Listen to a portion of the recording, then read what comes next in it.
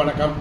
நான் அருப்புக்கோட்டை அண்ணாமலையார் ஜோதிடர் நிலையத்திலிருந்து உங்கள் ஆஸ்தான ஜோதிடர் ரத்னா ஜெய்சங்கர் பேசுகிறேன்.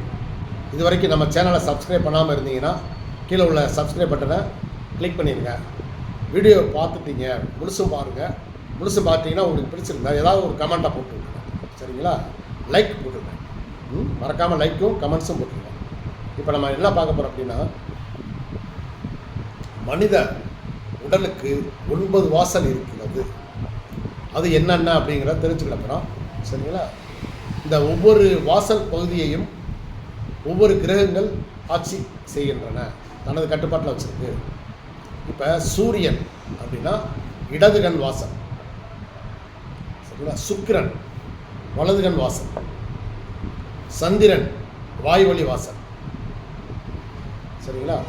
புதன் இடது மூக்கு வாசல், செவ்வாய் வலது மூக்கு வாசல், குரு வலது காது வாசல், சரிங்களா? சனி இடது காது வாசல், சரியா? ராகு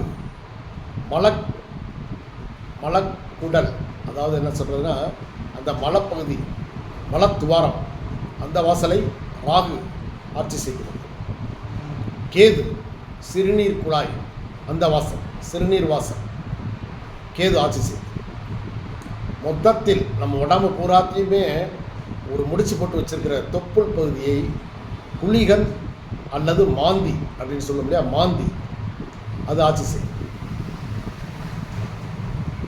நமக்கு உயிர் பிரியும் நேரத்தில் எந்த திசை அல்லது எந்த புத்தி அந்தரம் நடக்கிறதோ,